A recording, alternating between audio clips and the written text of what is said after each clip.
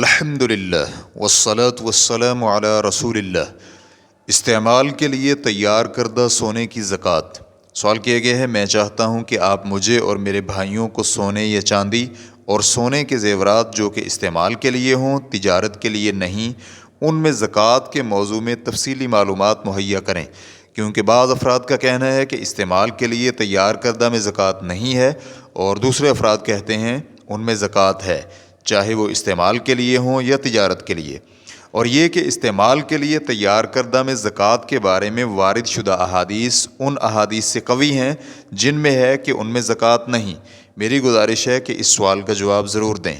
الجواب بعون اللہ سبحانہ و تعالی۔ اہل علم کا اجماع ہے کہ جب سونے اور چاندی کا حرام زیور ہے تو اس میں زکوٰۃ ہے، چاہے وہ استعمال کے لیے ہو یا تجارت وغیرہ کے لیے۔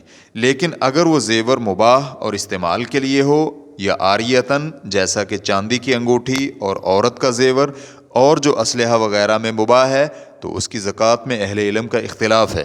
بعض اہل علم کا کہنا ہے کہ اس میں زکوٰۃ واجب ہے، کیونکہ یہ فرمان باری تعالیٰ کے عموم میں شامل ہے۔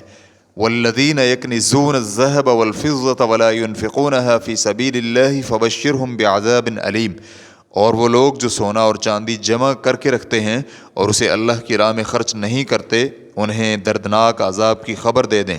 سورۃ التوبہ آیت نمبر 34۔ امام قرطبی رحمہ اللہ اس آیت کی تفسیر میں کہتے ہیں، ابن عمر رضی اللہ عنہما نے صحیح بخاری میں اس کا مطلب یہ بیان کیا ہے، انہیں ایک اعرابی کہنے لگا، مجھے آپ اللہ کے اس فرمان کے متعلق بتلائیں، والذین یکنزون الذہب والفضة، اور وہ لوگ جو سونا اور چاندی جمع کر کے رکھتے ہیں۔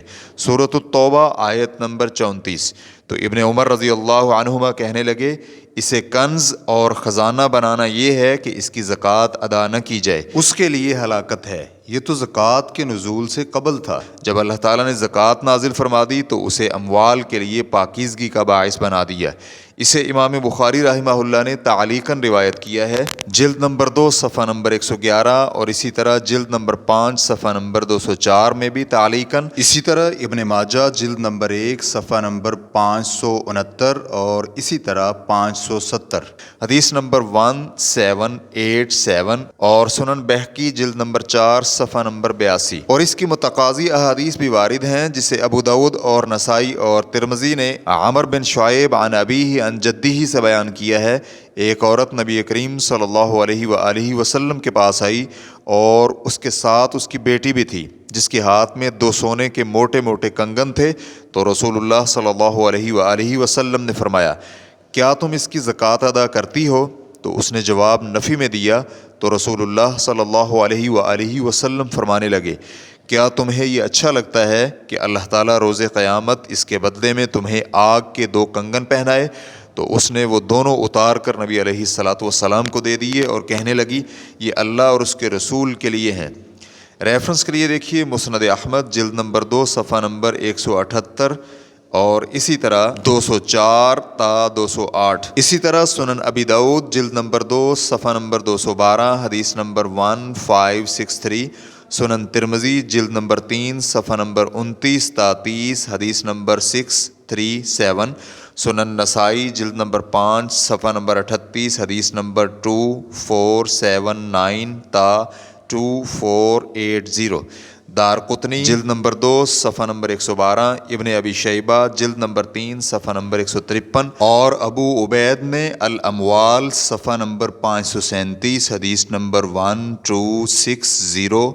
طبع حراس اور بہقی جلد نمبر 4 صفحہ نمبر 140 میں روایت کی ہے، اور اسی طرح سنن ابی داؤد، مستدرک حاکم اور دارقطنی، اور اس کے ساتھ ساتھ سنن بہقی میں سیدہ عائشہ رضی اللہ عنہما سے مروی ہے، وہ بیان کرتی ہیں کہ نبی کریم صلی اللہ علیہ وآلہ وسلم میرے پاس آئے اور میرے ہاتھوں میں چاندی کے چھلے دیکھے تو فرمانے لگے، عائشہ یہ کیا ہے؟ تو میں نے عرض کیا، میں نے اس لیے بنوائے ہیں کہ آپ کے لیے انہیں بطور زینت استعمال کروں۔ تو رسول اللہ صلی اللہ علیہ وآلہ وسلم نے فرمایا، کیا تم اس کی زکوٰۃ ادا کرتی ہو؟ تو میں نے عرض کیا، نہیں، یا ماشاء اللہ۔ تو رسول اللہ صلی اللہ علیہ وآلہ وسلم نے فرمایا، تجھے یہ آگ کے لیے کافی ہے۔ ریفرنس کے لیے دیکھیے ابو داؤد جلد نمبر 2 صفحہ نمبر 213 حدیث نمبر 1565، یہ ابو داؤد کے الفاظ ہیں۔ اور سنن دارقطنی جلد نمبر 2 صفحہ نمبر 105 اور مستدرک الحاکم جلد نمبر 1 صفحہ نمبر 389 تا 390، سنن بہقی جلد نمبر 4 صفحہ نمبر 139۔ اور ام سلمہ رضی اللہ عنہما سے مروی ہے، وہ بیان کرتی ہیں کہ میں نے سونے کی پازیب پہن رکھی تھی، تو میں نے کہا اے اللہ کے رسول صلی اللہ علیہ وآلہ وسلم، کیا یہ کنز ہے؟ تو رسول اللہ صلی اللہ علیہ وآلہ وسلم نے فرمایا، جو زکوٰۃ کے نصاب تک پہنچ جائے اور اس کی زکوٰۃ ادا کر دی جائے تو وہ کنز نہیں ہے۔ سنن ابی داؤد جلد نمبر 2 صفحہ نمبر 212 تا 213 حدیث نمبر 1564، سنن دارقطنی جلد نمبر 2 صفحہ نمبر 105، مستدرک الحاکم جلد نمبر 1 صفحہ نمبر 390، سنن بہقی جلد نمبر 4 صفحہ نمبر 83 اور 140۔ اور بعض کا کہنا ہے کہ اس میں زکوٰۃ نہیں، کیونکہ مباح استعمال لباس اور سامان کی جنس میں سے ہو گیا ہے، نہ کہ قیمت کی جنس میں سے ہے۔ اور انہوں نے آیت کے عموم کا جواب یہ دیا ہے کہ یہ اس کے ساتھ مخصوص ہے جس پر صحابہ کا عمل تھا۔ صحیح سند کے ساتھ سیدہ عائشہ رضی اللہ عنہا سے مروی ہے کہ ان کی پرورش میں ان کے بھائی کی یتیم بچیاں تھیں اور ان کا زیور تھا جس کی وہ زکوٰۃ ادا نہیں کیا کرتی تھیں۔ اور دارقطنی نے صحیح سند کے ساتھ اسماء بنت ابی بکر رضی اللہ عنہا سے بیان کیا ہے کہ وہ اپنی بیٹیوں کو سونے کا زیور پہناتی تھیں اور اس کی زکوٰۃ نہیں دی جاتی تھی، حالانکہ وہ 50,000 کا تھا۔ سنن دارقطنی جلد نمبر 2 صفحہ نمبر 109۔